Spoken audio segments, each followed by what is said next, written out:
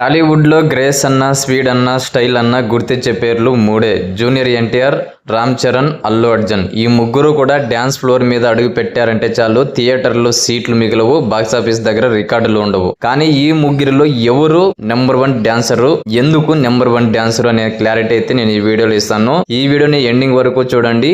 First of all వీళ్ళ dance గురించి ఒకసారి అనలైజ్ చేద్దాము. ఫస్ట్ రామ్ చరణ్. రీసెంట్ టైంలో రామ్ చరణ్ డాన్స్ స్టైల్ ఒక హాట్ టాపిక్ గా మారింది. చరణ్ దగ్గర ఉన్న అతి పెద్ద ప్లస్ పాయింట్ ఏదైనా ఉందంటే అది బాడీ కంట్రోల్. ఒక స్టెప్ ని ఎక్కడ స్టార్ట్ చేయాలి, దానికి ఎక్కడ ఎండింగ్ ఇవ్వాలి అనే విషయంలో రామ్ చరణ్ కింగ్ అనే చెప్పాలి.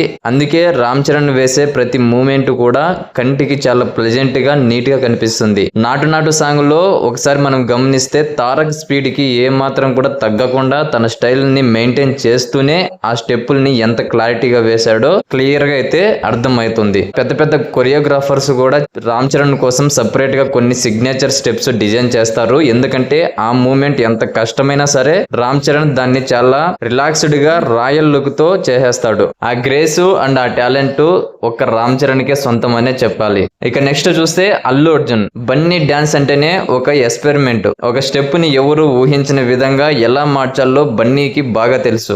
బన్నీ డాన్స్ లో ఒక రకమైన స్వింగ్ ఉంటుంది. తను వేసే ప్రతి మూమెంట్ కి ఒక యూనిక్ స్టైల్ ను కూడా యాడ్ చేస్తాడు బన్నీ. అందుకే అతన్ని స్టైలిష్ స్టార్ నుండి ఐకాన్ స్టార్ గా పిలుచుకుంటున్నారు ఇప్పుడు. అది బటర్ఫ్లై స్టెప్ అయినా, సామి సామి సాంగ్ లోని షోల్డర్ మూమెంట్ అయినా బన్నీ వేస్తేనే దానికి ఒక కిక్ వస్తుంది. రిస్క్ తీసుకోవడంలో బన్నీ ఎప్పుడు కూడా ముందే ఉంటాడు.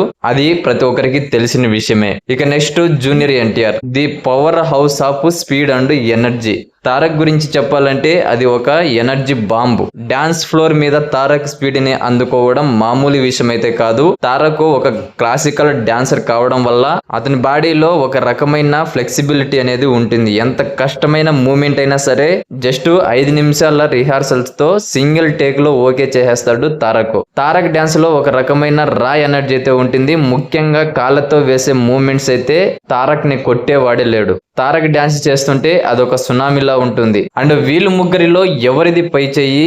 నిజానికి డాన్స్ అనేది కేవలం మూమెంట్స్ కాదు, అది ఒక ఆర్ట్.